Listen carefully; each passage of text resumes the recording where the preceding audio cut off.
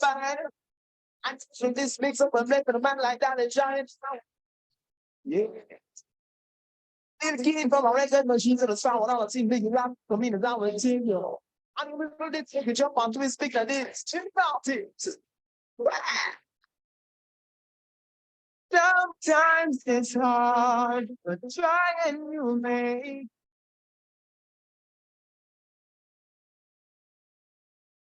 Greetings and salutations, and welcome to the J and Circle Thrive Together Life class. Today, we have a special edition for you. We're going to be talking about from child to caregiver, the journey of parenting your parent. Now, if you're somebody who watches live class regularly, you might be thinking, Kamala is looking a little bit thinner and a little bit shorter. And that's because I'm Carla Moore and I'm the host who's going to be standing in today as our brilliant and beautiful Kamala is a little bit under the weather. So please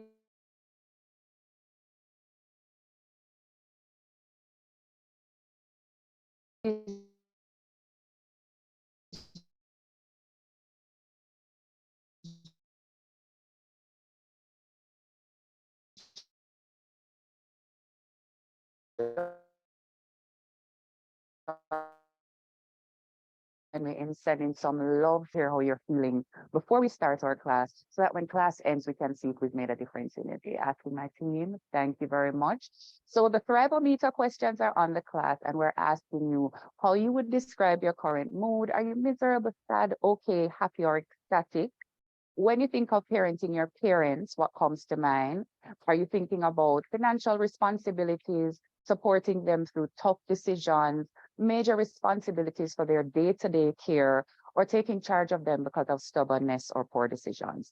As you're going through the Thrivometer, you can tell that this class is already going to be very emotional and it might resonate deeply with some people.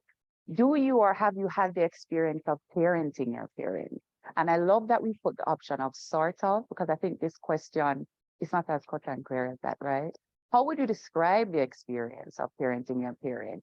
It takes getting used to, but I'm coping. It's difficult. It's manageable, or I don't like this at all. This ain't the one for me.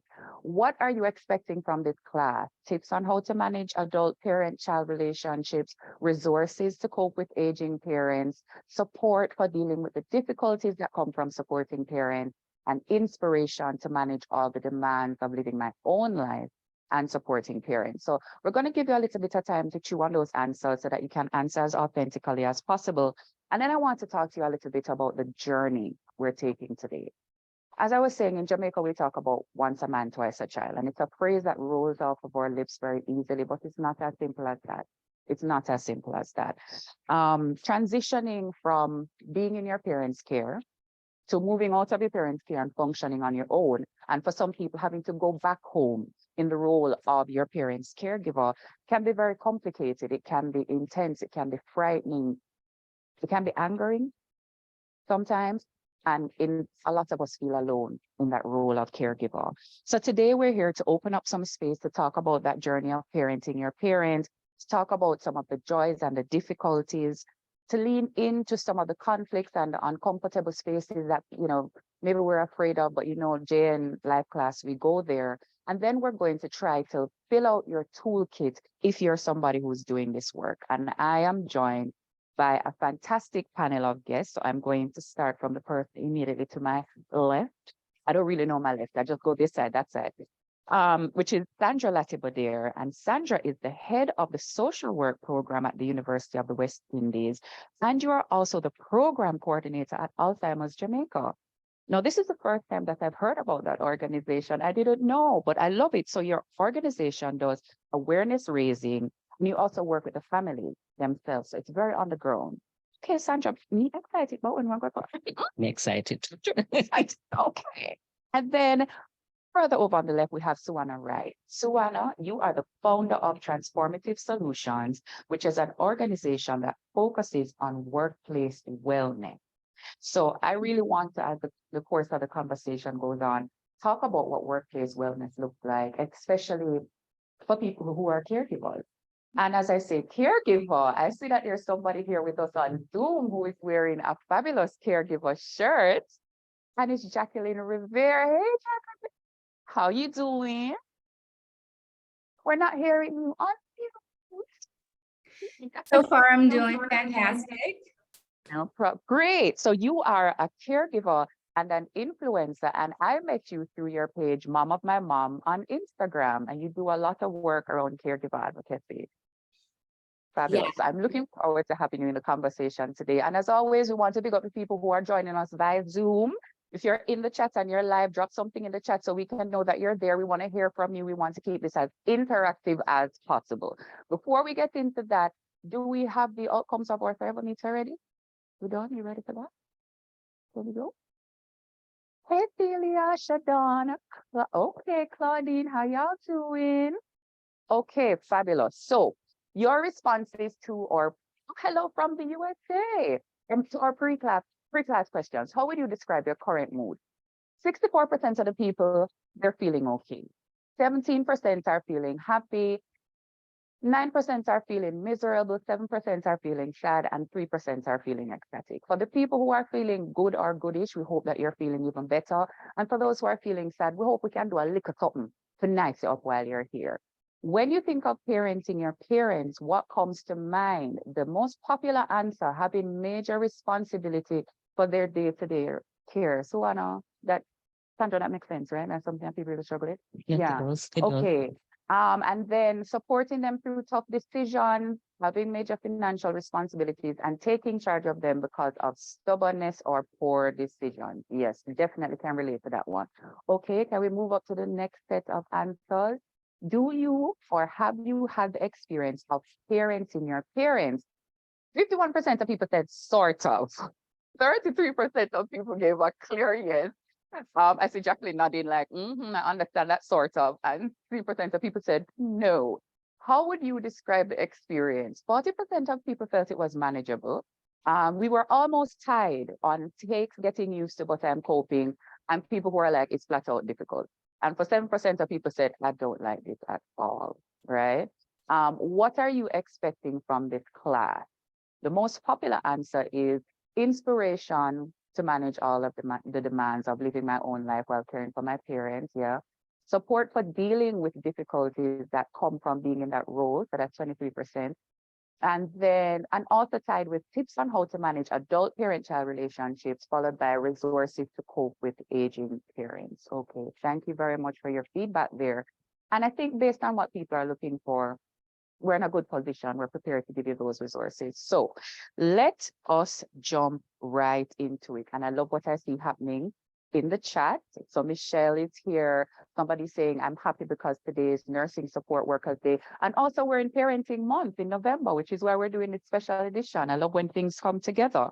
All right, so let us talk about, I'd like to pose a question to everybody. Same question to everybody.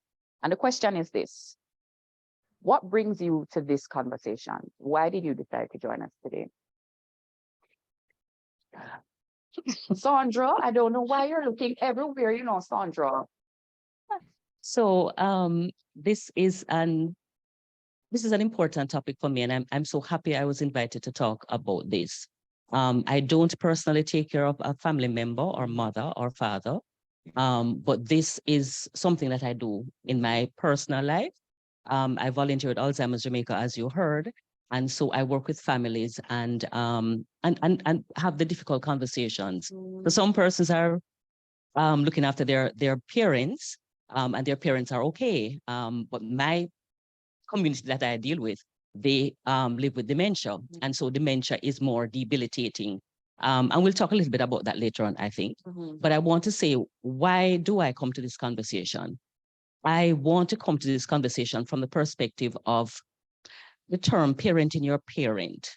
I personally feel I'm very uncomfortable with the term. I don't mind caregiver, but I have a little uncomfortableness about parenting your parent. Because when you think of parenting, you think of parenting a child. And so when we use that kind of language, sometimes we put our parents in a vulnerable position, a powerless position. And so it comes with the perspective that I am going to have to make the decisions for my parents, which can become very uncomfortable. I hear the stubbornness up there, and that is part of it, because your parents already, they're adults. They're not once a man, twice a child. They're adults. They were in the role that you are in now.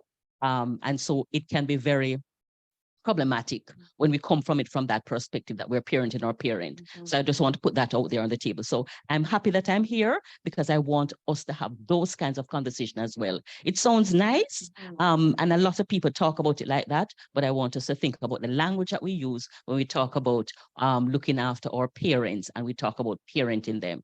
So I just want to put that on the table. Yeah, thank you for that. And thank you for opening us up with that, like an expansion on the framing. What is it that happens to us mentally when we begin to think of ourselves as their parents, and how that can lead to certain tension between us, which is something we'll get into further in the class. So thank you very much, Sandra.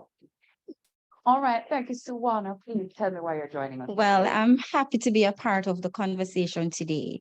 You know, as you said, it's Parent Month, and I'm not in the position where I'm parenting my mother or my father or any relative, right? But working with persons within the workplace, it's important that we make this a part of the conversation once we're doing stress management, because sometimes persons are overwhelmed in the workplace as a result of what is happening in their personal space. So it's very, very critical that we highlight this and we allow persons to see a flip side to parenting, especially in the month of November.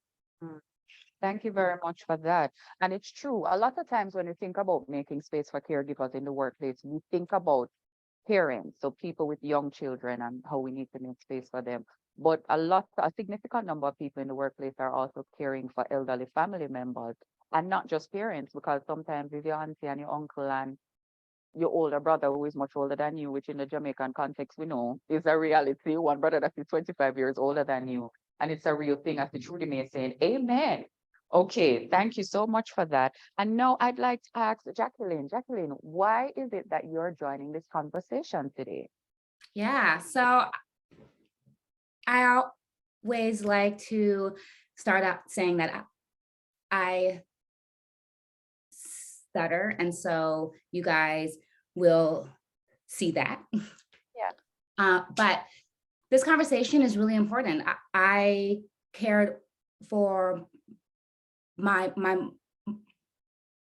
mom who had No problem. Alzheimer's Yeah. for 6 years, and I started at 29, so at a much younger age, and it's taught me so much that I hope to continue sharing. And so Yeah. I want to help people, because caring for a parent with a cognitive decline changes you completely. And people need someone to hold their hand, I think. Yes. On that note, I'd love to ask you another question.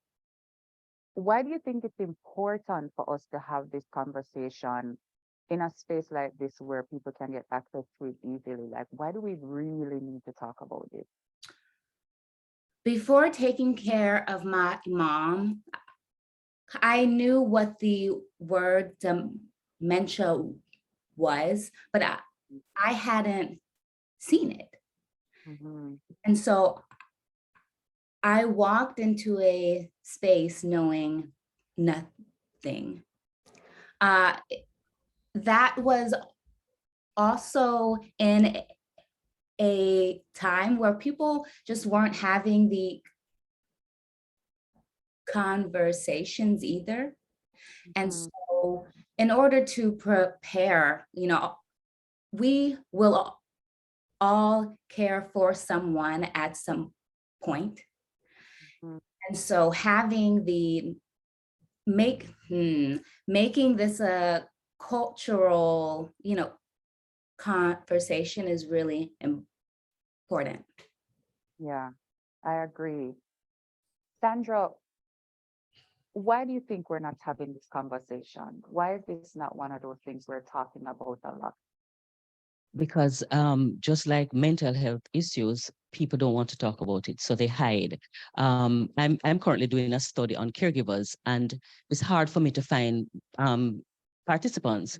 Many of them are not ready to talk about it, and I can understand that. And some of them don't want to admit that their family member has a cognitive decline, as Jacquelyn mentioned. And so we don't want to talk about it. So when we talk about persons with mental health issues, we also lump persons with dementia in that as well. And so the conversation doesn't happen. And so unfortunately, a lot of people are suffering in silence because they feel like they're alone. Nobody understands and nobody knows what they're going through, which is part of the role of Alzheimer's Jamaica. We try to raise awareness to say that you're not alone. And so, you can find comfort in the fact that persons are doing things. They have found ways that they're able to cope with the caring for their family member. But remember also that your family member, your mother, your father, may not have a cognitive decline. And so older adults, Alzheimer's of the dementia type is not a natural part of aging. And so we're caring for older adults who do not have cognitive decline. And so, which is why the parent in the parent becomes an issue, because we have a thing about old age. Old age means incapacity, but it really isn't, because we can find persons who are over 100 years old and they have all their faculties about them. And so when we talk about parenting our parents, I'm assuming that we're talking about persons with cognitive decline. And even with that, we don't want to talk about parenting our parents, because again, the language that we use makes how we engage with them, almost an unequal engagement. And it's our parents. Yeah. So we still have to respect, even if they're stubborn, because, you're taking over a role that they have had for years. And I'm reading the comments, and people are getting upset about when you parent, you'll understand. But I'm not taking that away from you. I'm just saying that when we use a certain language, our actions reflect those words. So if we talk about parenting our parents, we're talking to them as if they're children, and they're not, because the feelings are still there. Yeah. They still expect respect, Yeah. and they still expect to be regarded as individuals, because they're still persons with individuality, and they're our parents. Yes. Yeah. Yes. There, I get that. Go ahead. there's so much to that point too. Like when you say that you're parenting your parent, you also take the amount of work that the caregiver puts into caring for granted. There's so much hope when you're raising a child, Yeah. and you teach them. When you're caring for a parent, you're watching them slowly lose skills that they taught you. And there's so much sorrow mixed inside of that. So, like, yes, we may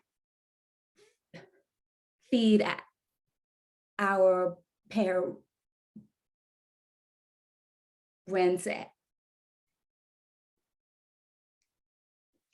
excuse me, and like do tasks that you would do for a child, but the emotional journey of it is not the same either.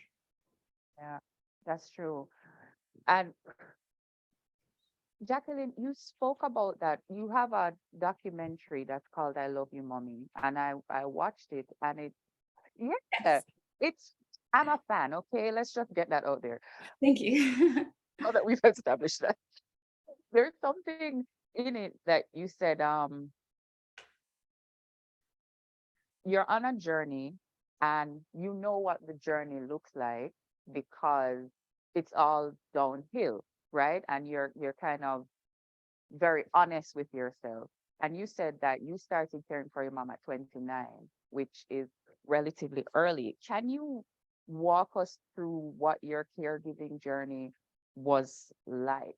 And what are some of the emotions, the big emotions that came up for you while you were on that journey? This is such a loaded question. I know. Tell me So what I can do to take some of the load off. no, it's okay. It's okay. So I was living in New York City at the time, and my mom lived in LA, and she was caring for my grandmother who had it also. So I ended up flying home to take care of both. Yeah. By the time I ended up flying home, the mortgage hadn't been paid. We were receiving notices for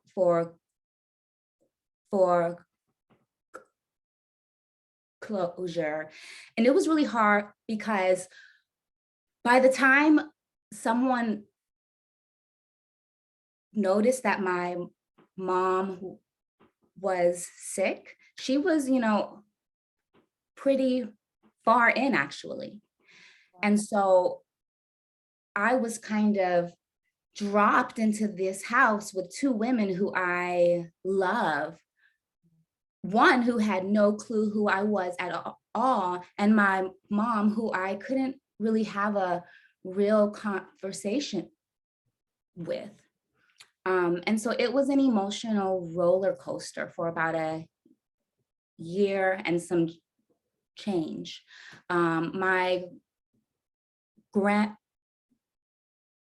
had passed, and I was there the entire time, and I was sort of numb by that time. When it was my mom and I knew that the mortgage needed to get paid. And so I just sort of went into solving, things. But within that, my mom and I became a team. We found a routine that worked for her, and we made the most of the situation.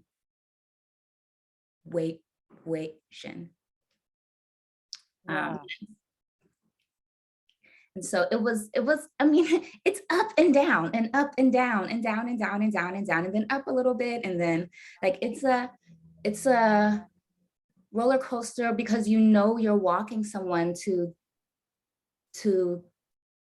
the end. Yeah. Thank you for sharing that. And thank you for sharing your journey with your mom and for continuously highlighting that aspect of being a team. That aspect of being a team is we are working out a system that functions for her. We are figuring out where she is today, and that type of collaborative process. What are some of the emotions that you had to overcome? And I'm asking that question. You got there and you went into go mode, pay the mortgage, make sure that everybody is okay. When did you actually get time to process the emotions, if you have? And what are the emotions that you had to overcome?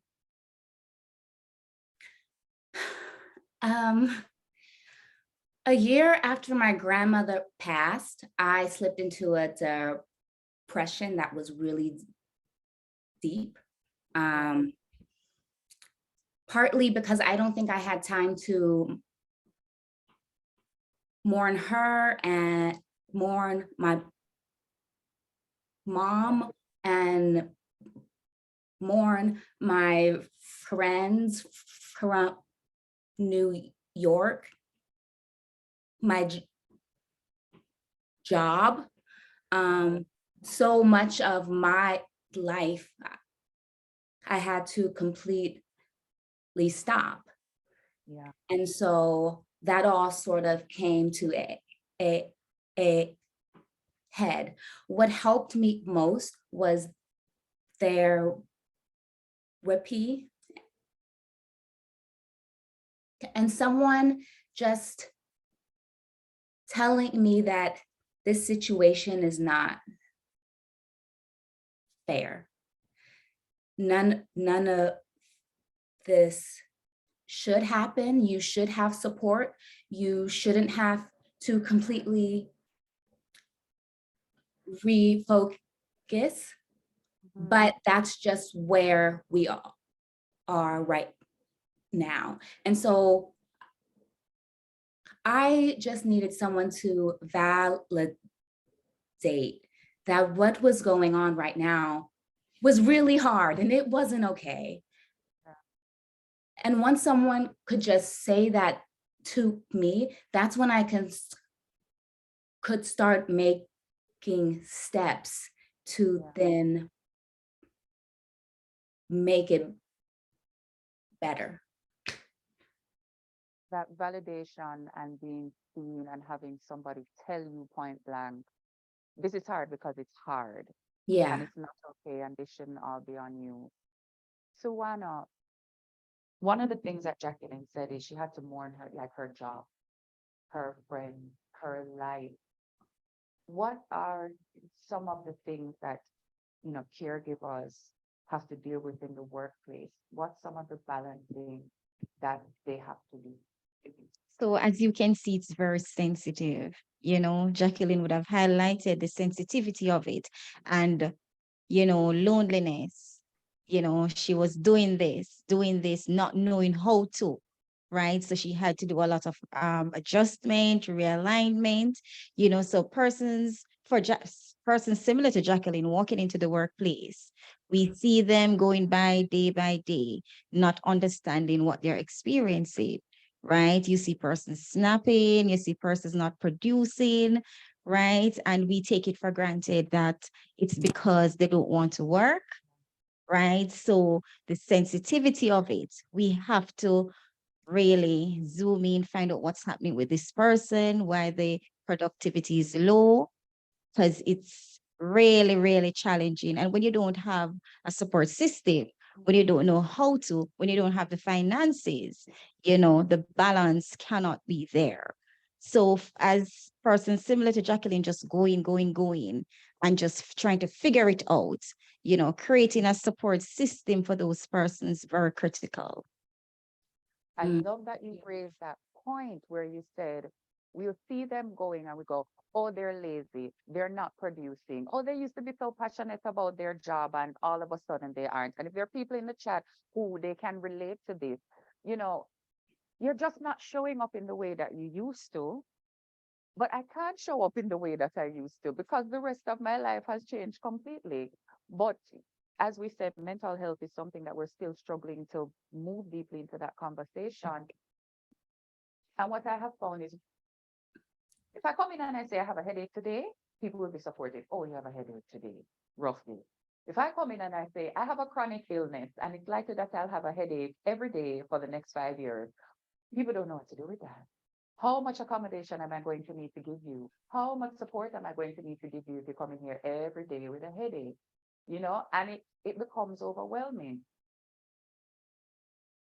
So Sandra, you are a social worker. Do you do counseling? And with Alzheimer's Jamaica, you offer support to the family. What are some of the things that you're seeing coming up for people who are, 2, 3, 4 years in to that caring journey? It manifests itself in so many different ways. So I'm going to kind of just latch on to what Suewanna said, and then I'll go back to your question. On the job, we see persons not performing. They can't take up promotions. They have to reduce their hours.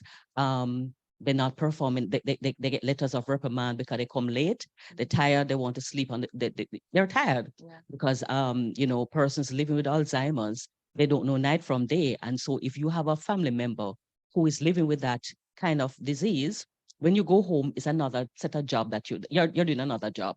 So the person may get up at night, there's sundowning where they think it's day.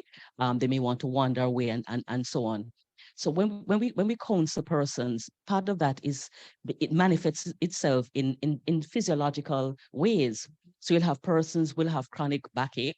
They will have the headache that you talked about. They're not eating, they're not sleeping. And so because they're not sleeping, it also affects their own memory. And so they're forgetting things. They're not able to remember how to perform their jobs. And so they may think that they are having Alzheimer's as well because they're not getting enough sleep. They're not getting enough rest. They're not getting enough REM sleep. And so it manifests itself in different ways. Yeah. Well, if the person that the family member, mother or father that they're taking care of, if that person carries a little bit of weight, you're going to have the backaches because you're going to have to lift and you're going to have to do all kinds of things. So it's a lot more than the emotional. It's emotional plus the physical plus the psychological on top of that, and it manifests itself in many, many different ways. And that's what we're seeing. That's what we're seeing. That's what people are going through. I see people in the chat saying, oh, Lisa said, oh, missing that REM sleep and the forgetfulness, preach, because you start to lose it too. Somebody said, as an only child, Kate said, when you're an only child and then you have two parents and whatever they're dealing with is very expensive, there's nobody else to turn to. And in a little bit, we can probably talk about the gender dynamics of doing that type of care work and who is expected to do that type of caring. But, see, Jacqueline start laugh. It's us. It's us. But all right. Okay. Get it together, Carla. Let us do a giveaway. I'm going to do a giveaway just so I can refresh myself. And also, because Jane loves to give away things. I love that about Jane. Okay. So we're going to do a little question and answer for segment 1. We're going to give away an Amazon gift card. People in the chat, are you watching? Okay, I am going to put Suewanna in charge of deciding who it is that gets the thing. You have to look and tell me who gave the right answer first. For the Amazon gift card, what is the name of Suewanna's company? For the Amazon gift card, what is the name of the company that Suewanna owns? Hallelujah. Voting. Petra Gordon. Petra Gordon. Petra Gordon, you are the one who has won the Amazon gift. That is the name. That's the name of your company, Transformative Solutions. Fantastic. Randall and Nicole, please try again. All right. So they're to send you their information directly. Okay, so please send the information to who? Celia, Jane? Oh, they're going to drop the email in the chat. So please send them your information so you can get your gift card. I'd love to stay with the chat a little bit longer. We're okay with that? Okay. My husband and I were married October 10th in Jamaica, got home October 17th, and his mother was abused in ALS. He came to live with us October 19th, and his son is a truck driver. This is his mother. I feel like there might be more to that story, so let's get the rest of it. Where can we find the documentary, I Love You, Mommy? People want to watch it. It's on YouTube. They're going to post the link. The team is going to post the link. Okay. And please send the message to myjncircle@jngroup.com to get your Amazon gift card. Okay. I want us to get into some stuff that we've been moving around, but I want us to go directly into it. And it's some of the conflicts in making that shift in dynamic from the child who has been cared for to the caregiver of your parent. And before I do it, I want to ask a strange question of everybody here. What is the emotion that you are most uncomfortable with? I'd love to hear from you, and I'd love to hear from people in the chat. What is the feeling that you just don't like, that you're uncomfortable with? Feeling helpless and dependent. Helpless and dependent.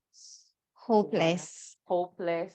Jacqueline, what is it for you? I'm gonna zero in on that too. Hopeless. Hopeless. Yeah. Total dependence. Natalie says total dependence. Vanessa says inadequacy. Inadequacy. Zuniga says resentment. Right. Randolph says I'm uncomfortable with anger. I feel like caregiving brings up all of that. Unforgiveness. Yeah. Unforgiveness, which you will encounter the moment you have to start caring for somebody else, right? Being demanding, anger. Okay, fabulous. I have found that caregiving is this type of emotional minefield where stuff that you didn't know was there pops up suddenly, and you're trying to care for someone while also kind of just processing through these emotions that are coming up at lightning speed, you know? And so I want to talk a little bit about that. I want to start with Sandra. So I'd love you to frame what we're talking about a little bit. Alzheimer's can be that condition that results in a shift in dynamics. I feel like we kind of consistently say Alzheimer's, Alzheimer's, Alzheimer's, but can you tell us a little bit about Alzheimer's itself? All right. So Alzheimer's is a cause and type of dementia. It affects your brain. So it's a disease of the brain. And so once it's a disease of the brain, we know it affects everything. It affects your ability to function, to think, to reason, to function. It affects your mood. So persons with dementia will have hallucinations. They'll feel that somebody's watching them. So there's a hallucination, there's the agitation, there is the, all of the things that your brain, because we know that your brain controls everything. So it's a disease of the brain. And so it affects everything that you do. Okay. I'm going to make it as simple as that. The disease of the brain. It's a disease of the brain, and it affects everything. Everything, right? So all of the quadrants. So it affects your ability to perform certain functions. Usual activities, comb, wash, brush your teeth, activities of daily living. Then we talk about instrumental activities of daily living, like balancing your checkbook, taking the bus or calling for a taxi, those high functioning processes. It also affects your mood, and it affects your ability to concentrate. So it affects your cognition, so your thinking processes, and it affects your mood. And your mood. Mm-hmm. Something that I think confuses people when they're encountering somebody with Alzheimer's is they seem to have very clear memories of things that happened in the past, but did you eat this morning? They don't remember. What is it that causes that? So because the brain is shrinking, if it is Alzheimer's of the dementia types, if it's Alzheimer's, I'm not a doctor, but I will just tell you a little bit about what we know about Alzheimer's. Yeah. So Alzheimer's is plaque that is growing on the brain, and so your brain is shrinking. And so the memories that you have long time ago will remain. And so because your brain is shrinking, you would have already processed that information long ago, so you remember it.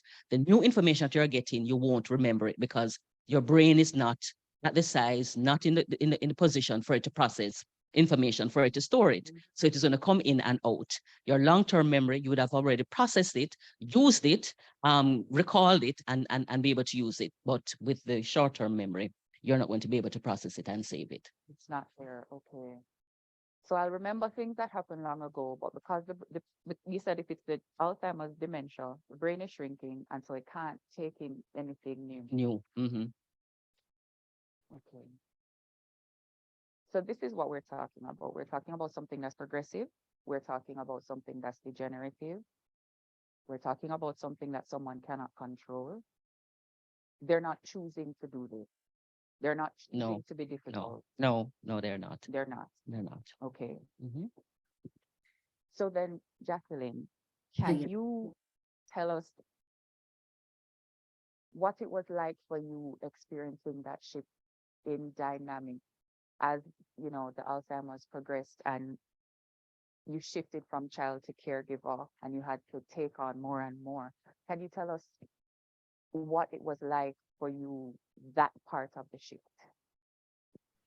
I fought it for a while, which wasn't helpful to me because I think the longer that you fight your role in caring for someone, the more it will backfire. The person that you're caring for cannot change. And so you have to make the choice within yourself to slowly change over and over and over and over to become what they need over and over and over and over.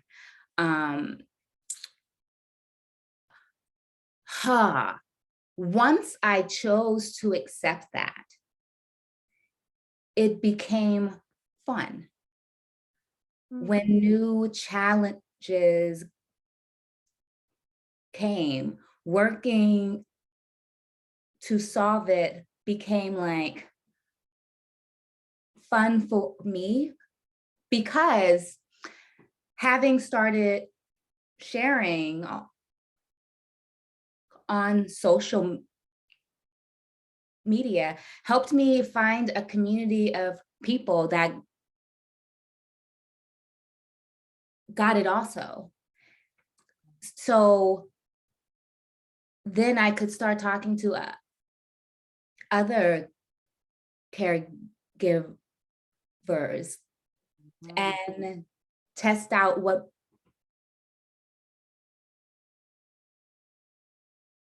worked for them also. I don't wanna minimize the fact that this is an emotionally hard thing, but you just need to find the highlights in it wherever you can,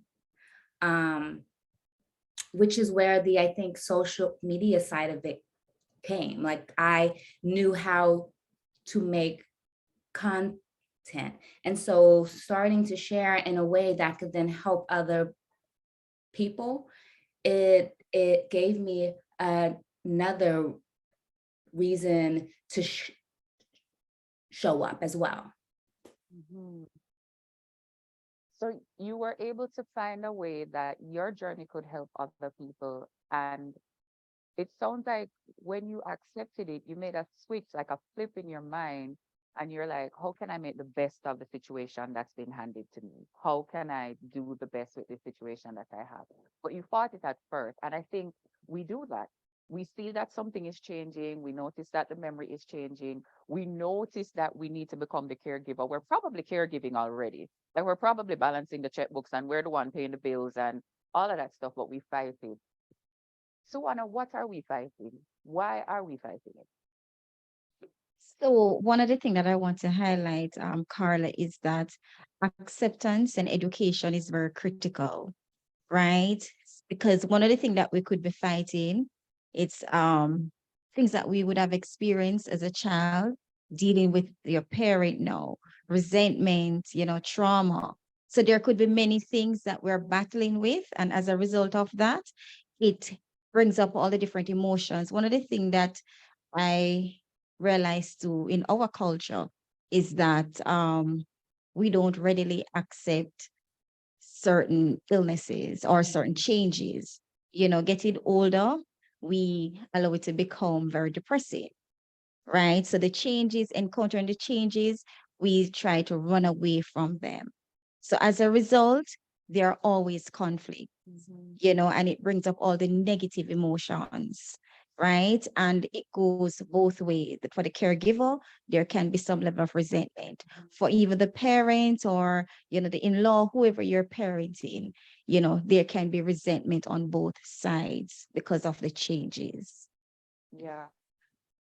The resentment, the trauma, Felisa is saying that resentment, trauma, entitlement, Randolph is saying so true. I think that this element of resentment is ringing true with people. They'll why do I have to be the one to do it? Were you the type of parent that deserves me to show up? Because even when you know that your parent did their best, there can be a way that there's a lot of stuff that happened and it comes up in this time. Where do we put that resentment, Sandra? What we supposed to do with that? That's a tough question. And that's why That's I think that's a very tough question, because you're talking about, there are times when the relationship from the get-go is an imperfect one. So there is no love loss between the two, and then you end up having to care for your family member. And I'm seeing a lot of that happening. Yeah, some people kind of church, kind of leave it at church, trying to work through that, that resentment, but still feeling the obligation to look after father. And I'm using father, and men, please forgive me, but most of the time, the children don't have a good relationship with father, unfortunately. They're good fathers, not saying that, but many of the times, the child who is the least among the apostles is a child who has to take care of the parent. And so they are battling the resentment. They have no place to put it. Some of them have found, they have had their Damascus moment, and so they're trying to wade through that. That's the only way I can say it, because I'm dealing with a lot of that with some of the person that I'm working with, and they're trying to work through the resentment and to just provide care. Yeah. It's a tough battle. I can't say that I have an answer, but persons have tried Damascus. That's right. Carla, just to add though, with all of that, we need to push forgiveness. We need to push forgiveness, letting persons know that forgiveness needs to be a part of their toolkit, because I'm going to go back to trauma. Poor relationships, mommy, daddy, whoever wasn't there to protect me. No, I have to be protecting them, nurturing them, and caring for them. So, in moving to acceptance that I have to do this, you have to remember forgiveness, right? And remember to, as a caregiver, you have your own dealing with. You could have your own family. You could be putting your career aside to facilitate your loved ones' needs. So, a lot of acceptance and forgiveness and willingness ought to be a part of the process. Yeah. I see, and I knew it was going to come up, and I'm glad it has. Renee says, forgiveness is an option. No one should feel compelled to forgive to make the other person more comfortable. You got to come to that place on your own terms, which means that at some point you might be caring for somebody that you have not forgiven. There might be a lot of things that are in the water while you are caring for them. I'm posing this question to all of you because I'd love to hear your individual answers. Is there a point when you're allowed to say, not that I can't, as in I physically can't manage, I don't think this is the right choice for me. I don't think trying to care for this person is the right choice for me. Is there a point where where the best thing for them to do is to say that? Yeah. When they know. Yeah. And it's at an individual level, some persons, when it is physiological, when they're really having a lot of pain, physical pain, some of them emotional pain, some of them, they have given up so much. Jacquelyn, I lift my hat to you. At 29, I have, somebody that I'm working with as well. 29, you are just starting life, and in the case of the, dementia, Alzheimer's progresses in stages. At the middle stages, which is the longest, persons can live up to 20, 50 years.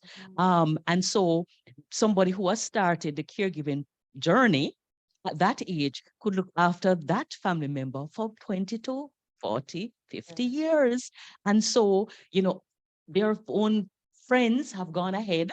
Their friends have accomplished things. Their friends have gotten married. Their friends are, changing jobs, experiencing life. And and you're here, with mommy and daddy, and your world has shrunk. Yeah. And so it's a whole dynamic, and so support is important.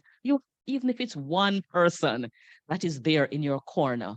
But again, we find, and I have found, it's usually one family member, one who is left. And I'm not only talking about a single, one child. I'm talking about big families, and it always comes down to one single solitary person.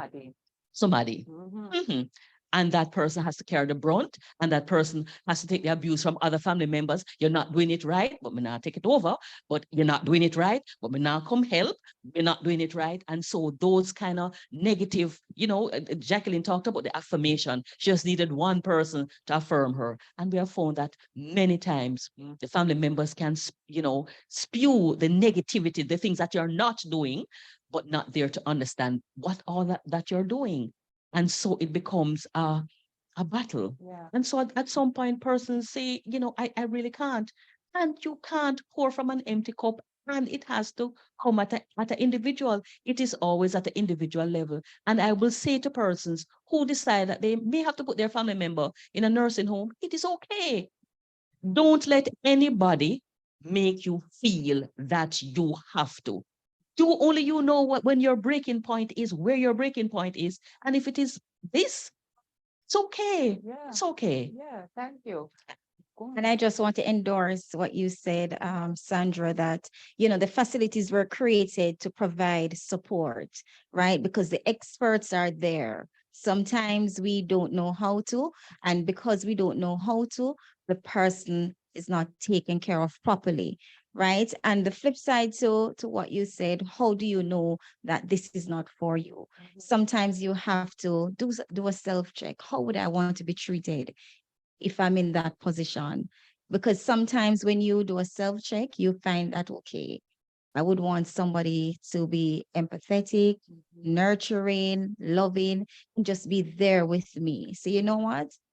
I'm going to realign myself and be that person for my mom, my father, whoever it is. So sometimes we just need to do a self-check and realign ourselves.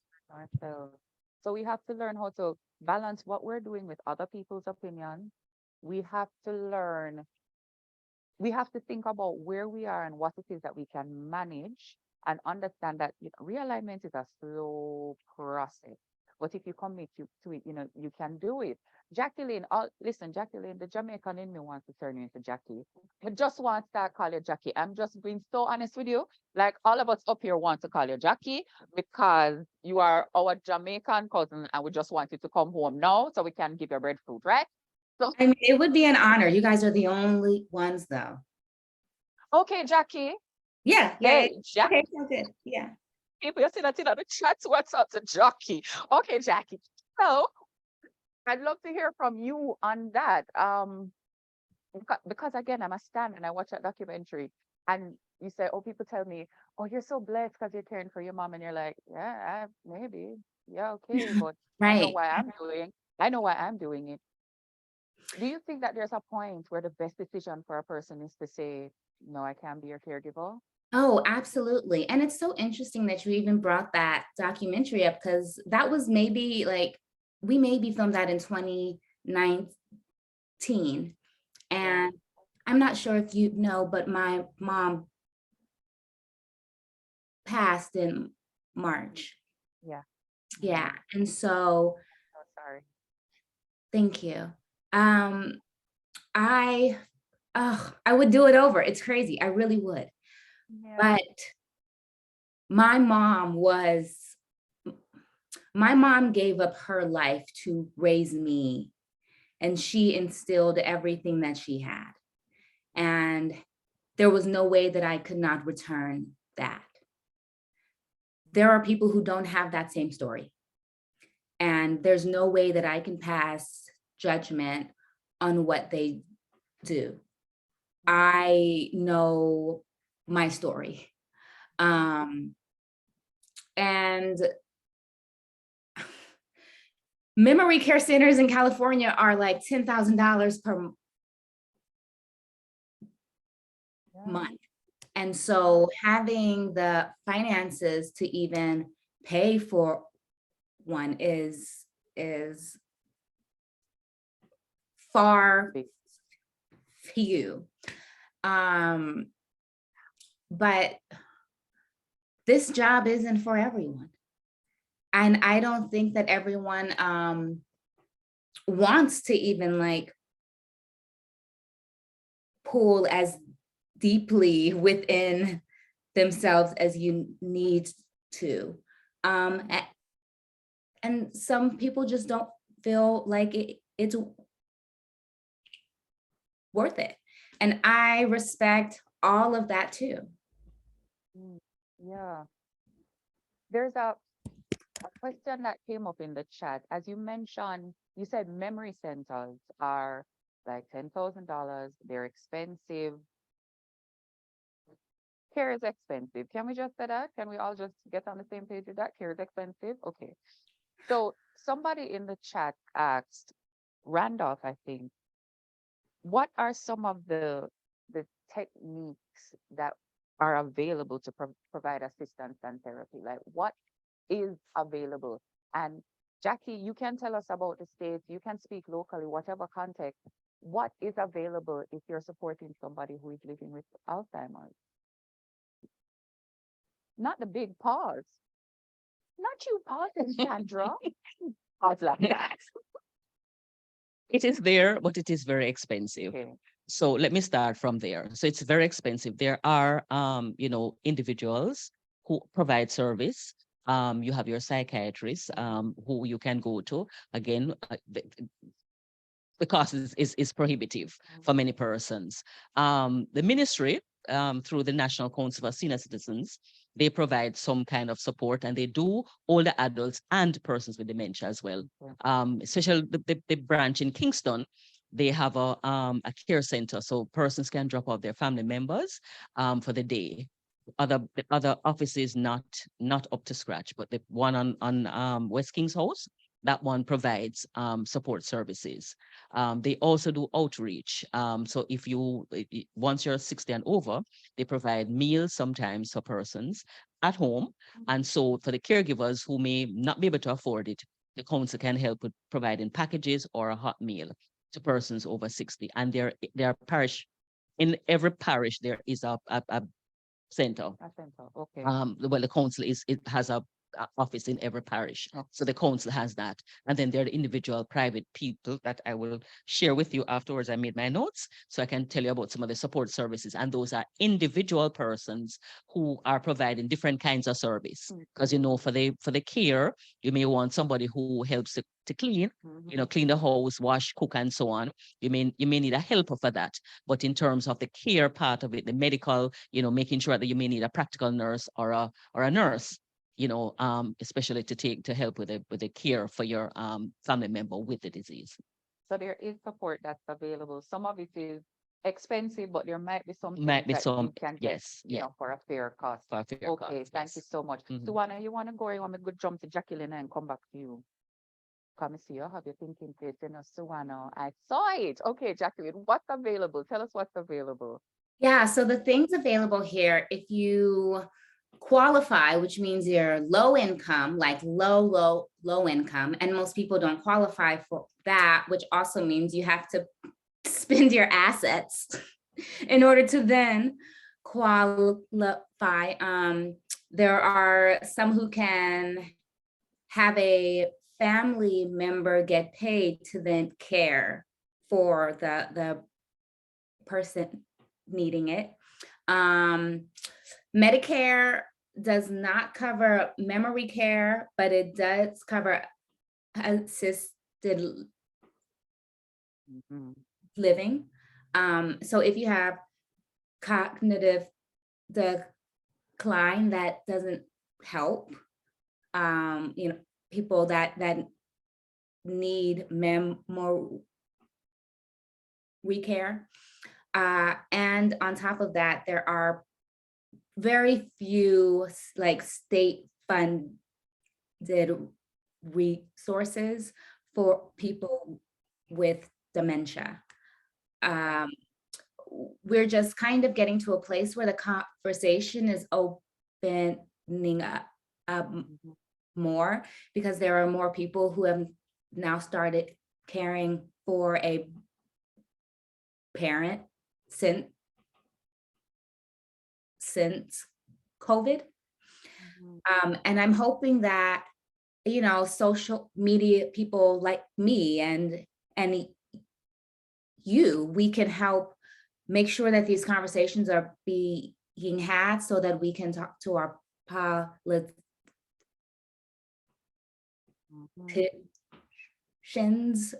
because some serious changes need to be made.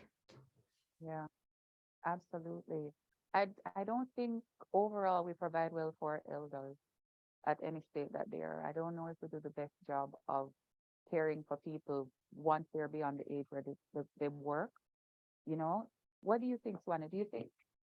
We can do more. Yeah, Definitely, we can do more. But I know NIS yeah, provides some level of support, right? So yes, we can do more, but we just have to work with what we have, you know, because it's better than nothing, it is better. right? So NIS have something for those persons. Yeah.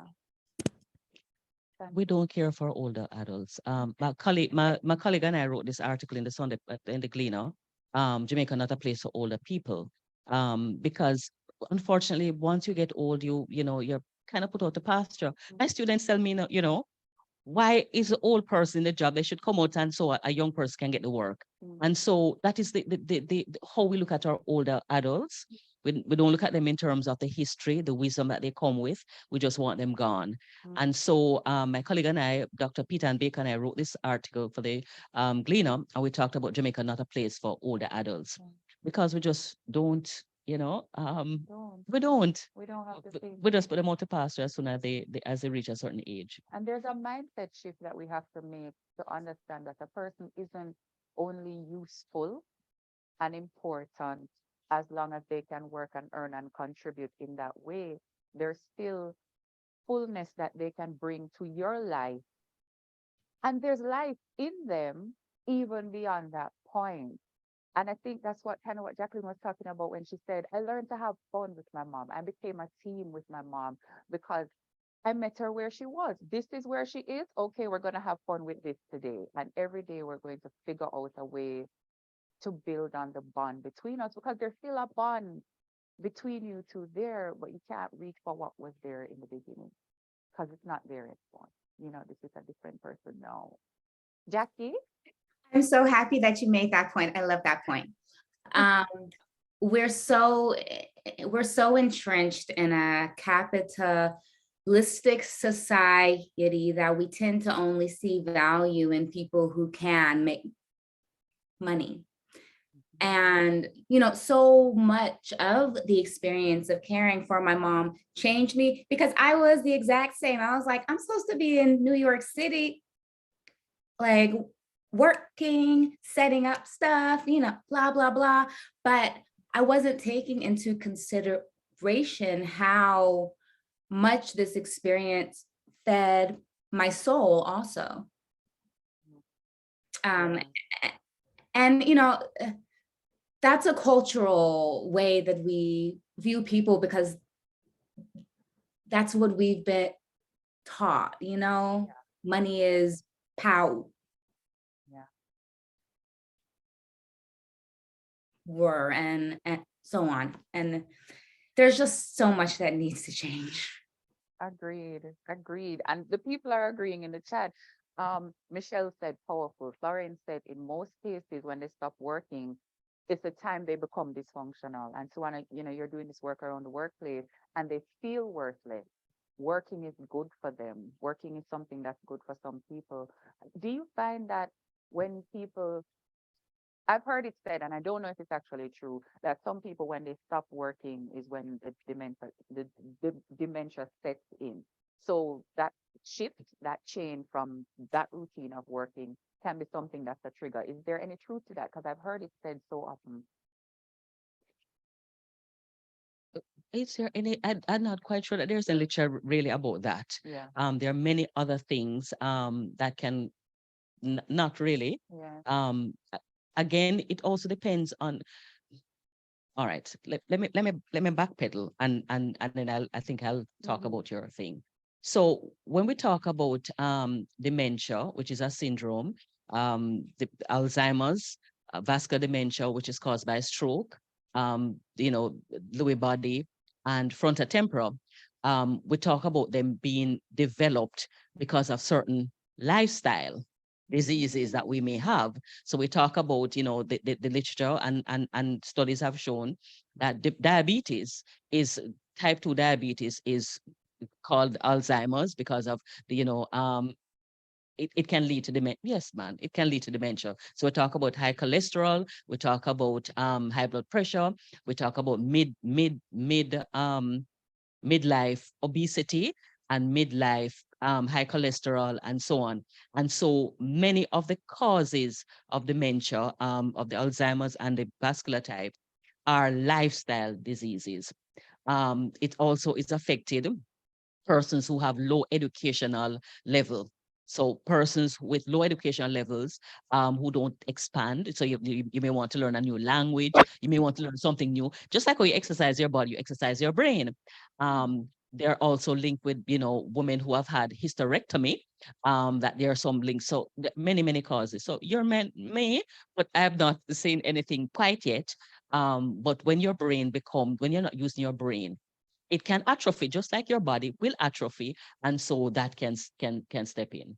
But we want to have more activities, we want to have more extracurricular activities, we want to get engaged, we want to give back, we want to volunteer. So we're looking volunteers. So first want to come and volunteer at Alzheimer's Jamaica, it will help you. Oh, good. I think loss of purpose too would have triggered some level of stressors. So as a result, persons may become depressed, and feeling hopeless, and they just deteriorate. Because when I look at Elaine and Chineke, how they bond with their moms, it is something to admire. So then and there, they have a new purpose. So, redirecting and helping them to find a new purpose and a new meaning to probably retirement or to growing older, that will help them to stay alive. As she said, she had fun with her mom. And for those two persons, them being in the media, the social media platform, it is something that I admire, how they bond with their mom. I think what Jackie taught me is you don't have to be ashamed because your parent is changing. I think when our parents start changing and we know them as those people who take on the world and, we're accustomed to them being a certain way, the child in us doesn't know what to do with this. And then we want to hide away from it. And so we hide it away from the world. We don't want anybody to know that mommy is changing because I don't want to accept that mommy is changing. And I think by her putting this space together where she's like, yes, this is my mom and it's still my mom and I love her. I think it was so important because we love to park old people in some back room and we just leave them there. And some of it is our own shame, and it showed that her life continued, her mom's life continued. And there's a question that came in the Q&A that's asking about how she balanced all of that. And Jackie, the question that the person wants to ask you is, how do you balance caring for your mom with your work and your career and not lose your sense of self in the middle of all of that? Okay, so I was in the TV writing field, which is all about networking, knowing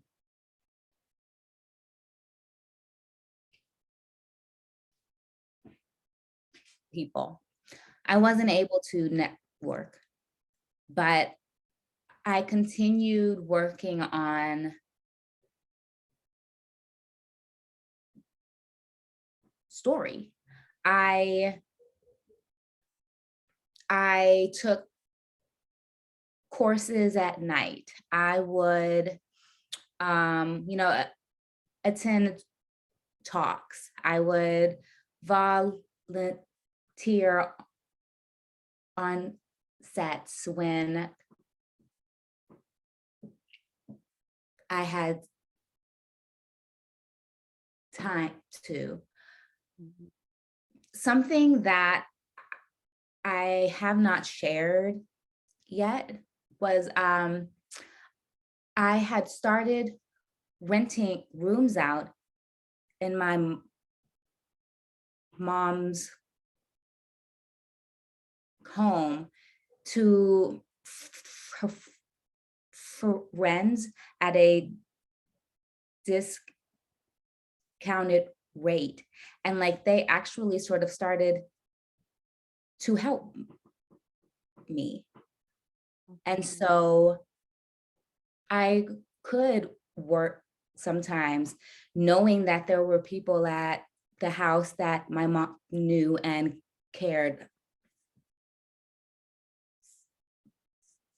for. So because I wanted to make the situation work, I just figured it out over and over and over.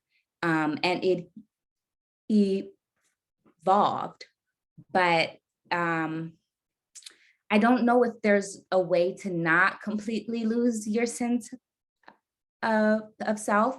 Like when my mom had passed in March, waking up that next day, I didn't know what to do. Like I was like, do I make food? But for who? Like I was very much so lost, but because I didn't give up everything, I was able to slowly refine myself. And I'm like not at that place yet still, but I'm on the road to it because I didn't give up my whole self. Yeah. There's a discussion that I want us to have about caring for yourself, like self-care, while you're caring for somebody else. But there's one point that I want to pull out because Jackie mentioned it and somebody asked it in the Q&A, and it's that financial aspect. How do you balance showing up for your parents, especially financially, without feeling like a burden? And I see that somebody would like to answer this question live. Nope, that's a lie. Okay, how do you balance showing up for your parents financially without feeling burdened? Suewanna, do you have any tips for that? Because it come up again and again and again. I was listening to Jacquelyn, and basically she was always thinking creatively, Yeah. So if you're not a career person or a skilled person, have a set income, or have a business that can generate an income while you care for that person, you always going to be in a position to be thinking creatively. But one of the things that we need to remember, it's okay to ask for help, right? Because as Say it again. it's okay to ask for help. Say it one more time. It's okay. It's okay to ask for Thank help you so much. because sometimes we want to be this Superman, and even praise. We want the praise, so we don't ask for help, because usually when we get to the stage of caring for our parent, it means that we have to factor prescriptions. We have to, if mommy, daddy, whoever didn't have a home, we have to factor rent, or we have to move them in, and we may have our relationships and so on. So we have school fees, children, all of that balancing. So it can become a struggle. So it's okay to ask for help. It's okay to go to NIS, let them know your situation. It's okay to call the persons abroad and say, okay, we need to have a family meeting because we need to think things over, because this is not only my responsibility. So sometimes we want to do things for the praise. So let us try to seek help, Yes. because that is a part of self-care. Yes. Right? And it's okay to say no, and it's also okay to create boundaries, because with that, it will help with your finances, right? Use what is available to you, especially in the government system. Medication is there. So those things can help to settle our finances. But thinking creatively is always going to be one of that thing when we have this sort of thing dealing with. Yes, yes. When you're the caregiving child, sometimes you have to give up your desire to be nice and to make everybody comfortable. And you've said it, Sandra, that everybody will have opinions on how you're caring. They're not coming to take the care work off of you. And sometimes you don't want to be the one who is harassing them and asking everybody for money. And you don't want to be the one in the WhatsApp saying, hey, we have to go to the supermarket. Hey, we have another doctor's appointment.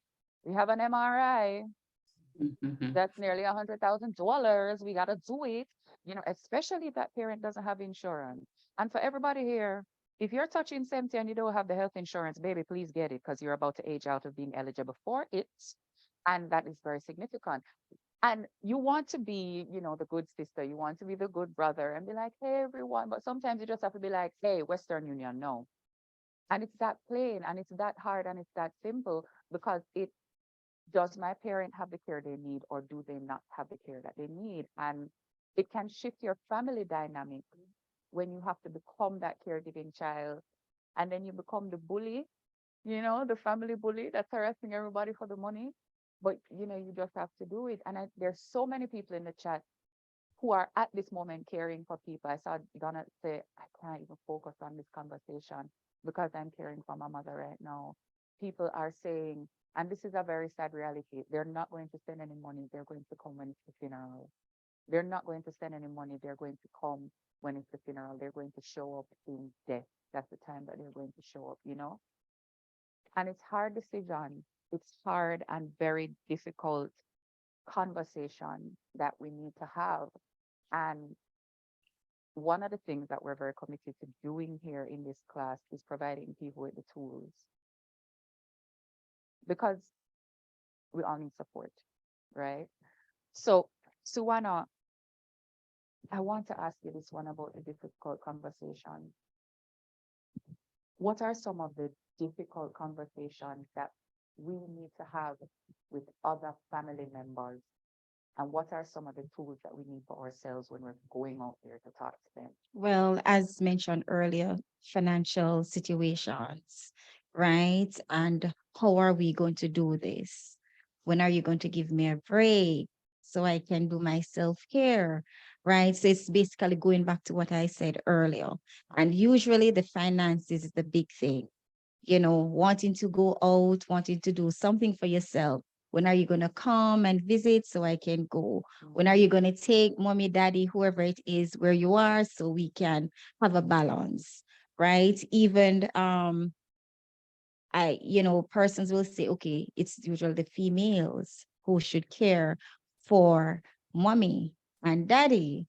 The boys or the male, they should be out there working or they should be living their lives, right? But those are some of the difficulty, that the caregivers or the family may encounter. Who should do this, right? Even with the person that you're caring for, they may be getting pension, right? And maybe somebody else collecting it and the caregiver don't have access to it.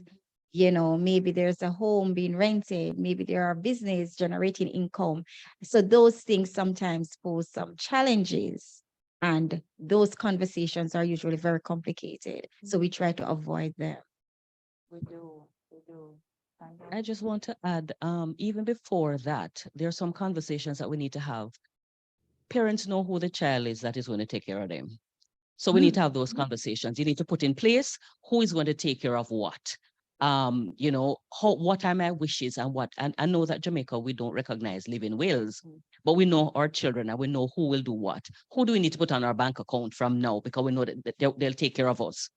Who do we need to, at some point, give guardianship to for them to be able to make decisions because we know they'll make good decisions for us? Who do we need to tell where our things are located? These are some of the questions, the conversations that we need to have. We have a will. Jamaicans believe that if you have a will, you're going to die. We need to get out of that. We need to start talking about these things because when the person no longer has capacity as in the case of dementia, who is going to do what for them? Persons can't get access to the bank account if it's only your name alone on it, and I don't have guardianship. It means that I have to go to the courts to apply for guardianship, which is going to cost me. You know who will take care of you. So these are some of the conversations we need to have. Who will do what? Who am I giving responsibility to manage certain things for me? And so we have to have these difficult conversations. I see where Danielle had placed something in the chat that her mom was very private. So she couldn't ask for help, right? And that is also another conversation that can be very challenging because of how the family is situated. You know, mommy was very proud. I would want to use that word, a lot of pride. So therefore, we can't allow other persons, their sister, brother, whoever it is, to be aware of what is happening on the inside. And that can be challenging. So as she said, she had to take care of her mom until she passed, right? And we want to create a path where we can overcome that. Yeah. When we need help, we need help. Yeah, ask for it. I love Jacquelyn said it. She said it's called care partnering, you know? And she talks a lot about building a community, asking for help, taking that type of thing. I saw a question in the chat and I'm going to pose it, but I know that we're not going to be able to answer it here. And the question is, what happens when the caregiving child is not the favorite child? You know? Look on Jackie face. Watch Jackie face. Look on Jackie face. What happens when the one who is going to care is not the one you favor, is not the one you want to leave everything to, is not the one you want on your bank account, but they are the one they're showing up to everything. And I love the way this conversation is broad because we're not just talking to people who are caregivers, we're talking to people who might potentially need caregivers to say, this is what you need to put in place now to make it easy if and when this happens. I want to do one more thing, focusing on the people we're caring for, and then I want to flip the script and talk a little bit about self before we wrap up, because believe it or not, my darlings, we are within 30 minutes of ending this. I like when the conversations go like this. So it's this, the parents, the people we are caring for. How do they respond to this shift in dynamic? Now go to Jackie first. Jackie looked too peaceful over there. How do they respond? Throw me a hard one. Take it. How do they respond to this shift in dynamic? It wasn't easy. It wasn't easy, partly because I fought taking it over and I was mourning and I was hurt and I couldn't see outside of it. And so the first year, there was a lot of head butting. But that's also because I was also scared and I didn't know who to talk to. And I had no one who was in my same situation who I could consult. And I think all of that led to very unhealthy ways of like, I need to take the keys. Okay, now what? And now that I know more, I know how to approach it in a much more kind way, but because no one was approaching me in a kind way, I did not know how to then give that while I was mourning and overwhelmed.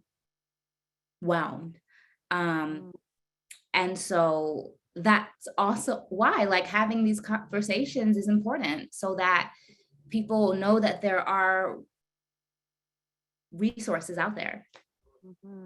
Yeah, thank you, Sandra. So when somebody has dementia, right, and they can't express themselves because they can't, language eludes them, they're not able to put their thoughts together, it sometimes come across as aggression, oppositional, defiant, but it's really because, you know, my role has changed. I have been dethroned. I don't understand why. I don't understand what is happening. again, because of the disease. So they don't understand that they are not remembering, and, somebody has to take up those responsibilities. And so it comes across as oppositional and defiant. And so a lot of the persons who are caring for family members who may not understand, how the disease presents itself, may think that the parent is being stubborn, oppositional, defiant, and so on. And so that could also, stem into abuse, because you're not listening, mommy not listening to me, daddy not listening to me, and so on. And daddy and mommy want to express that, don't talk so harsh to me. I'm having a bad day, but the language eludes them. And so it comes across as being defiant. And so I'm saying to us on the platform, I'm saying to us, sometimes these are things why your family member may be displaying those behaviors. Also, if the person is in the Pampers and it is wet and they're uncomfortable, it is going to, they're going to have some difficulties. Yeah. So we want, the shift in roles happens because of I can't express myself, but I don't know why I'm no longer in charge, Yeah. why I'm no longer daddy and mommy, why I'm no longer running things. Which I just want you to, just to put that out there. Yes, thank you. When we start, I know you don't like the phrase, but I'm going to use it. When we start to parent our parents, we might parent them in the way that they parented us, but that's not a parenting technique that's going to work. So they may have been, very strict, very authoritarian, very critical. And so we are being them as their parent, and they hate it, and we would have hated it when, we were kids. So let's flip the script. Suewanna, how would you want to be treated if you were in that position? You had to be cared for somebody had to care for you. How would I want to be treated? Yeah. All right. I want my children, right? Well, I really don't want to give them all that burden, but I would love for them to have me looking beautiful, right?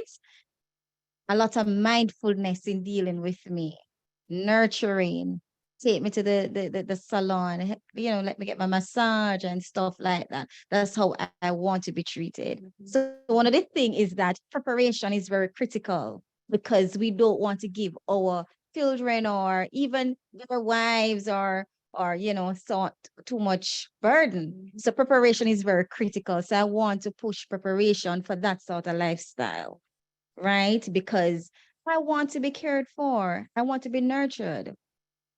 I want to be loved. Yeah. And I want to be seen, right? So I want to go out with them to the supermarkets. I want my pocket money, right? I want to, stuff like those. And if I go to church, I want to go to church. So I want to be seen. Yeah. So that's how I would want to be treated. So it's very important that as caregivers, we're mindful. That in that way. Thank you for that. Jackie, how about you? How would you want to be treated if you were in the position of being cared for by somebody else? I would absolutely write this all up so that they would know this is exactly what I want. But I want to have fun. I want to make sure that there's music. I want to make sure that I'm in a place where I'm socializing.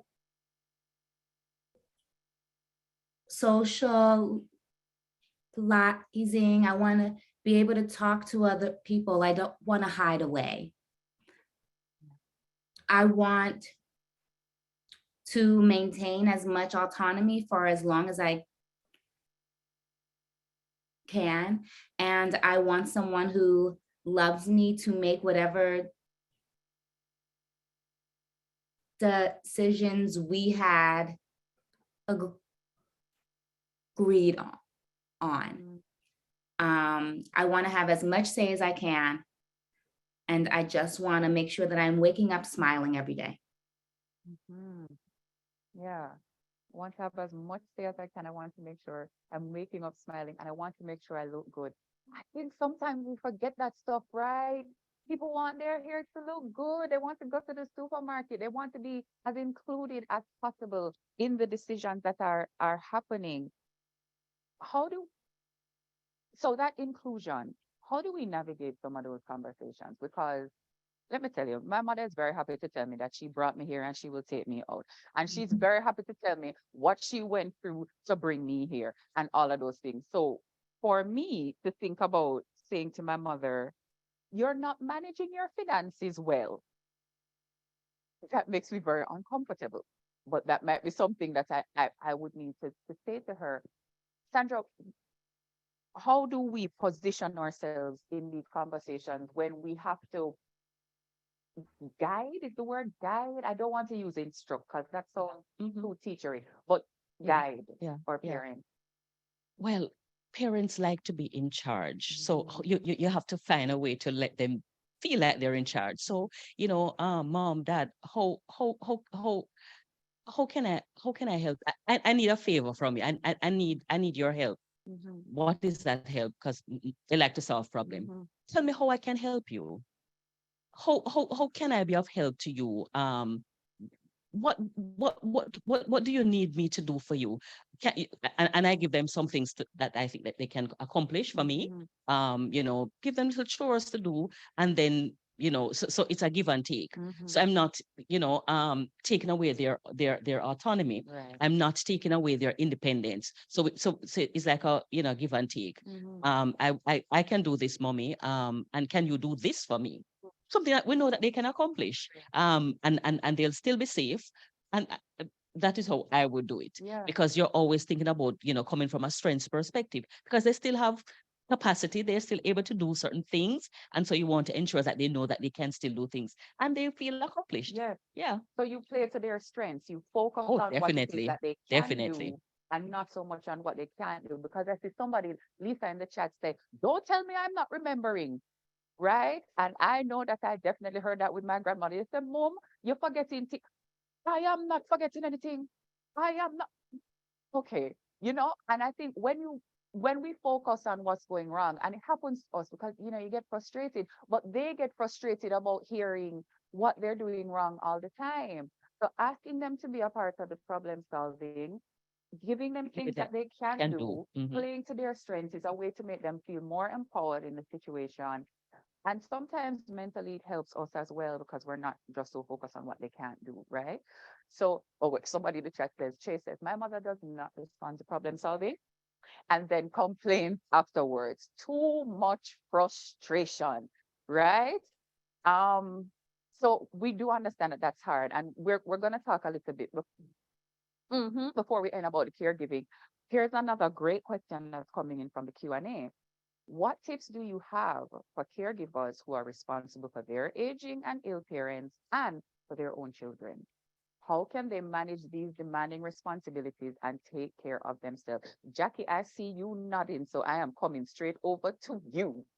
I am not a sandwich Yeah. caregiver, and these are questions that people come to me with, and I don't know how to respond sometimes, because you are rearing up young children while also taking care of the needs of a parent. And I am nodding because I want an answer to that as well. All right. Well, I'm going to throw it to the people in studio. Does anybody have an answer for that? Also in the chat, because I find that there are great resources that are being shared in the chat. So if anybody has that answer, but does anybody on this platform have an answer for that? Sandra, your mic is poised. How do you balance that? Yeah. Oh, gingerly, the support you have to have support. You have to have additional support. So people on the So outside who people are on the caring outside, for you and helping you. people on the outside who you can lay hands on, as Suewanna said, you have to ask for help. You're not going to be able to manage. You're balancing children who need your attention. You're balancing your parents who also need your attention, depending on the stage that they're at. If they have dementia, if they're what stage they're at, because in the early stages they're still able to function, and so you're able to balance, both the child care and caring for them. Yeah. At the middle stage, they're not too bad. They can still do certain things for themselves, and so you can still, capitalize on their strengths, what they can do. It's you're going to have to ask for help. Because the studies tell us that children who grow up in households where a family member may have dementia may also have emotional issues as well, because the parent is trying to balance taking care of the child, and the child has needs. Yeah. The child has needs, developmental needs, that may need the attention of the parents, as well as, you know, you're caring for the parent. And so you're going to need help. You're going to have all hands on deck. Yeah. You're going to have to use all resources that you can. Resources mean support resources. If your parent can you know, go to national council in the day, you probably may do a two days a week. Have them go there, and so you get a little time with the children. So they'll keep them, you know, and you work on those kinds of support, which is a good place as well, where, you know, you have your mothers union, or you may have your health ministries and so on, and they can provide help as well. And so you just have to pull on all the resources, and it does not have to be at a cost. You first find the no cost, low cost, and then if that is not enough, then you can do that. But you're going to have to do some planning and asking, and be willing to be vulnerable before people. People, planning and asking and willing to be vulnerable before people. Suewanna, do employers have any responsibility to their employees who are caregivers? Well, as I said, workplace wellness is very important, and I realize that's where we're headed, right? We're headed in that direction. There's a place for it because productivity is very critical to the company. You have to preserve your employees, right? And it makes no sense investing in them in training and don't preserve that because it's going to cost you more. So as employers, it's very critical to zoom in on the personal needs, create a department or a committee that can support and facilitate the needs. Human resources are very critical to your growth. I love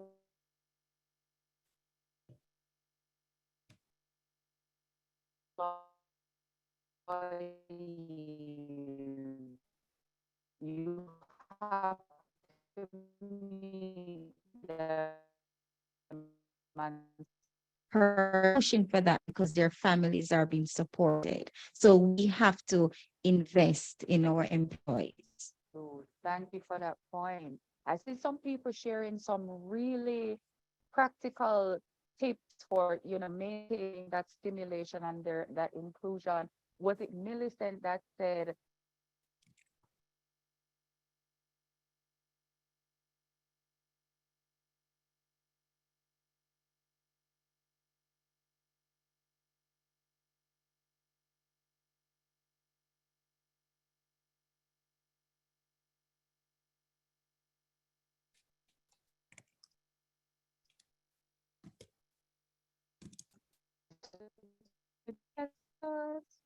okay, cool.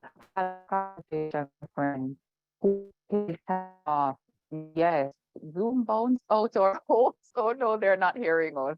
All right, just let us know in the chat when it is that you can hear us, so we can. Oh, let's see. We can hear you. Okay, Jacqueline can hear us. Okay, fantastic. We're back. Good, thank you. So different ways for keeping people involved. I think Dominique was saying, you know, a lot of it depends on the age of the child that you're dealing with. And that aspect of asking for help, and help can look like different things. Jacqueline said, you know, I had a friend who had paid time off, so they used some of the paid time off to care for me, going to the church, going to different places like that. Okay, so last thing, I want to bring to the self, because I sense that there are a lot of caregivers in the chat. So I want to think about some of the practical things that we can do when we're dealing with relationships. Our romantic. No, Sandra, I don't understand why you're laughing at Sandra. Understand why Sandra's laughing? Let me go first. What, please? It's very important to have this discussion at the beginning of your relationship? Lead with this. Start early. Start early. Okay.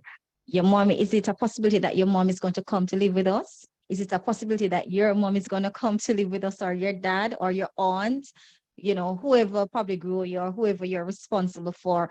Who are you responsible for? How is it going to affect the dynamics of our household? It's very important. Do we have space to take on this thing? Do we have additional help? Right? Because indeed you can lose your relationship and you find that you're just growing older and older with person you're caring for.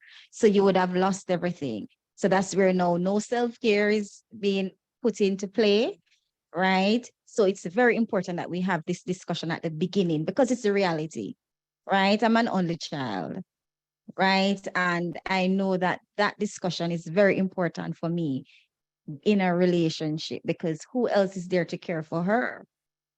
Only Suewanna and maybe my boys, right? But more likely it's going to be me. So it's very important that we have this discussion at the beginning to know what we are up against. And so it has to come into your romantic space.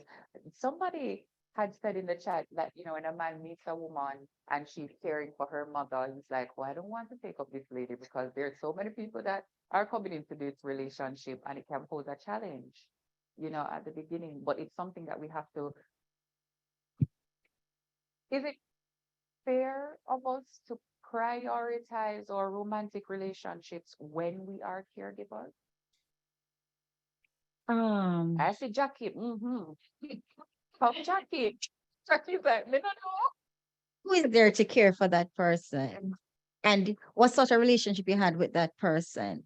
What are the, what things are like or was like, right? Because, you may be the only person. You can have many more relationships. But you only can have one mother, one father, one, So it's very important that you make the distinction between where you're going, where you're at.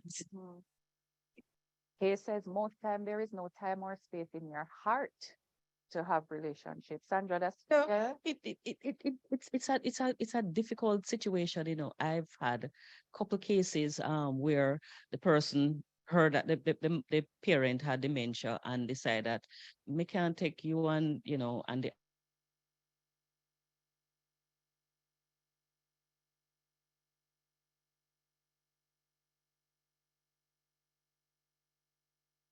and who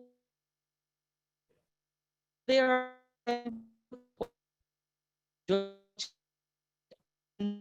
they talk in the same and maybe it's for the best. In some cases, the case that I've had, they were able to find other partners. hold on, they're saying that we're frozen and I don't want them to miss what you're saying. Jackie, you're still here, Yeah, I'm still here. Okay, great. They said that this okay. No It's good? good. Yeah. All right. So give us a little recap on what you just said. Yeah, so we've had situations where persons hear about that and the parent has dementia and them can't take that on. And in some instances, the persons get a better partner and the partner is there with them, toe to toe, providing care. Sandra, I have Yes. something that I want to put into the water. Is the person wrong for No, saying no, I can't no, they're not wrong. No, of course Jackie not. said, Of course not. If they can't, then it's best that you do that now, because if you lie to yourself and get into this relationship and then abuse everybody, and that can happen. So it's best that you say no from now and don't get into it. The discussions, you need to have those. And again, some persons who want a relationship who may have to delay. I don't want to get into trouble, but as we get older, women don't find it so easy to find a partner, and so sometimes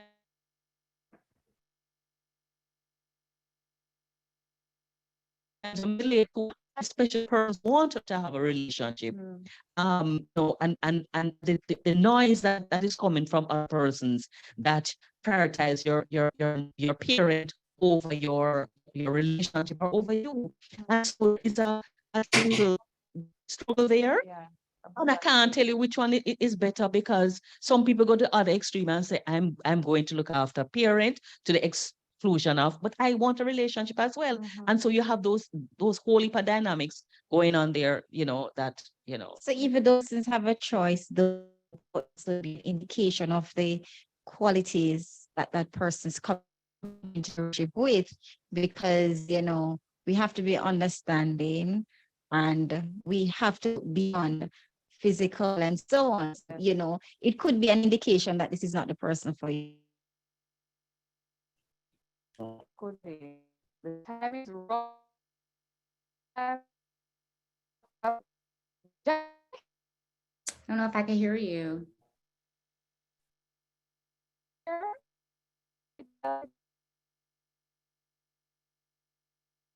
For the start, we're doing our best on this side to try to steady things up. Let us know when you can hear us clearly.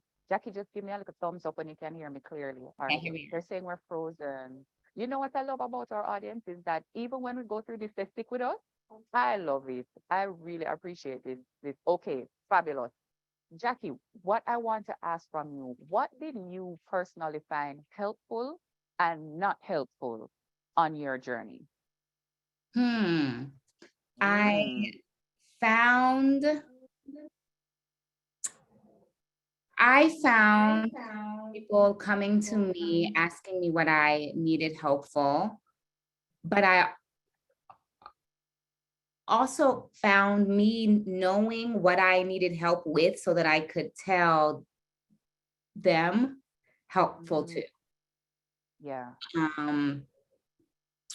I did not find people telling me to pray for her healing helpful. I didn't find people telling me to change her diet so that will fix it, helpful. There's a level of acceptance with dementia that you need to have, like knowing that this is terminal so that you can make the choice to make the best out of the time that you have. Yeah. Thank you for that. And I think you just answered the question that came into the Q&A, which is, can the diagnosis be reversed? And based on what Jackie's saying, it's not something that can be reversed. No, and there's no cure at this point for it. Right. Because you will find people coming up on the internet and touting a lot of cures, but I think what we've heard today is accept the reality of where you are and try to make life based on that. Okay, we have about 10 minutes left in this conversation. So what I'm going to do, I'm asking if the team can launch the end of class poll. And while we're working through the poll, I would like to give everybody like a minute or two to give their final thoughts on this. And when you're giving your final thoughts, is there any resources that you can share? I would love to hear them. And I'm going to start with Sandra, because Sandra, I'm looking directly at you. I don't know why Sandra is looking everywhere, but I think I'm staring at you. Come on, Sandra, you have notes. So some of the resources that I have collected over the years. So I have MT location therapy. And this person, Miss Margaret Facey Dobbs, she will take care of your loved one while you, so it's providing respite care. I have a contact number for her I can share, and her email address. So her number, 876-874-7211. Her email, info.locationtherapy@gmail.com. Miss Donna Singh does home care support for seniors. Some of the services that she offers, she will supervise caregivers. So, you have to manage a lot of caregivers because some persons have 2 or 3 caregivers, and she will help to arrange medical, and she does other things as well. Her WhatsApp and contact number, 876-461-9162, and her email, singdonna@yahoo.com. I'm going to pause it because people asking. can this information be emailed to the Oh, group? yes, yes, yes, yes, yes, This yes, information will be yes, sent by yes, email yes, because yes, here yes, at JN we're very on top of our things. yes. Thank you. And I have a lot, so I can send those. I will send those. I will send them. Okay. Okay, and I'm being reminded to let the guests know that we will be having a workshop soon. And so you should look out, watch our social media pages for detail because we're not finished with this conversation. There's a workshop that we're going to be having. Can you please drop the social media information in the chat so that people can just go over and click follow right now? Okay, so you're going to give us that paper. You're I will actually send you and the flyers and so on, so you can send it in WhatsApp. So I will do all of that. Your Yes, ma'am. handwriting is very good. Oh, not so cute, I but love yes, I that for can. you. You have all girls school handwriting. So you have a lot of resources. As you leave your final words with us, how can we support ourselves emotionally? You have to admit that you need that self-care is not by the way, self-care be a part of your toolkit. You have to take care of yourself. You can't pour from an empty cup. And Yeah. that would be my final word. Self-care is very Not to important. pour from an empty cup. Self-care is very important. Thank you so much. Suwana? Well, I just want to create a space for their employees where they can have, some level of intimacy and they can identify with their workplace stresses and their personal stresses, right? Hence the reason why training is very important. Also for caregivers, I'm going to encourage you to educate yourself and to have a growth mindset and be mindful, right? Create a space where you can do your self-care. For me, in terms of resources, I'm going to encourage persons to utilize my services, especially in the workplace where wellness is very important, Yeah. right? So you can follow me at TSJA Limited and you can find contact information there. But workplace wellness is the way to go start working, right? And that's where we have some time to get the help. Thank you so much for that. Celia, more post information about the workshop. Asking you to put in the chat again, just in case of people doing carry and looking, so I can read it out. Cousin Jackie, your final words with us, cousin Jackie is lying. I'm gonna come to you again after the final words. I am lying, and I'm telling you. But cousin Jackie, Absolutely. The one thing that I would say is that the most supportive community that I found while taking care of my mom were other people who were caring for someone also. And so I think putting yourself in spaces with other caregivers will make you feel seen. that's true. That's true because they understand it. What is it, Can I just jump in? Come on again. So Alzheimer's Jamaica helps working through church groups set up member clubs. Yeah. And so the member clubs are safe spaces where the caregivers and the care recipient can come and just have a do nothing, or they can do things, or we can have presentations. So we established a member club in St. Mary. That's where we started. And so I will share that information with you as well. And we can provide support to setting up other member clubs. That was a plan that we had before COVID. So I just want to put that in there. I love that idea of a memory club. Okay. So I see that the information, if you are interested in the workshop, you want more information, please email my jncircle at jngroup.com. I'm asking if we could bring up the post-class poll on the screen where I can see it, so I can see what we're doing. Okay. Are we still polling? People still voting, or are we done? People still voting? We've stopped? All right, well, let's see what you said. So my mood has improved since the start of this class. 65% of people said yes. 23 said sort of. I'm going to bump up the 23 up. No, we're doing good. 12% said no. For the 12% that said no, we're so sorry, and we hope that you do feel better. And especially if you're a caregiver, we're sending you love. The panelists' experiences have given me a better understanding of adult parent-child dynamics. 92% of people said yes, and 8% said sort of. Well, we're going to take that as 100 that we did something here today. You can tell how I do math. I feel better able to intentionally improve my relationship with my parents. 74% of people said yes. 23% of people said sort of. 3% that said no. 3% that said no, we are asking you to come to the workshop because we will not give up until you even move into sort up. Okay? I received tools to address the things that can cause problems as I support my own parents. 79% of people said yes, 19 said sort of, and 1% said no. But you know one, we're gonna count you. Come to the workshop. Even if you said yes, come to the workshop. And number 5, I received what I expected from this class. 40% said totally, 60% said mostly, and nobody said not at all. I feel like we did something tonight. Okay. So I'm so appreciative of this space. It's like I don't want the thing to end, but I know that it's 8:28. So to my audience, well, okay, fine, let me start with my panelists. To my panelists, Sandra and Suewanna and Jackie, thank you so much for taking an interest in Jamaica's elderly, but the elderly of the world for Jackie. Thank you so much for sharing your journeys with us. And thank you for caring, because I think the type of work that you do is it's that type of caring work. Not care work, because there's a way that we diminish care work, but it's an active caring type of work. Thank you for coming and sharing with us.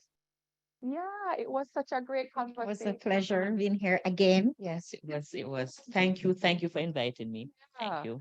And to the audience, thank you for your participation. The chat is going off and it keeps on going off, and we always appreciate it. It's always a blessing the way that you come into this space and you're willing to be vulnerable with us and share your experiences with us. And so we're wrapping it up. JN Circle Thrive Together Live Class. It's a special edition from child to caregiver, the journey of parenting your parents. We have unpacked so much about even that concept of parenting your parents.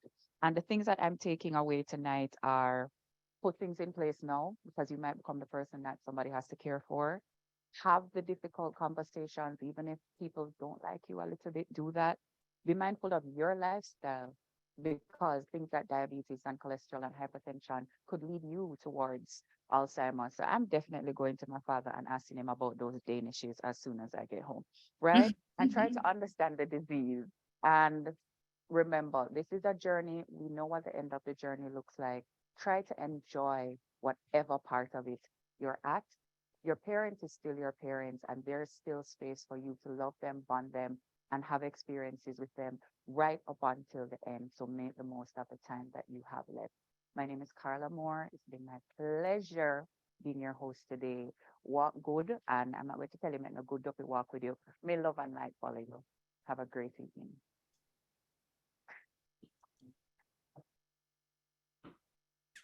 Yay! I had a great time. That was great. On your way, brothers and sisters related. I don't even know me, they will find it. I think this makes up a blend for the man like that and Johnny the Sound. Yeah. We're the kid from a record machine to the sound. I don't see big rock for me to down with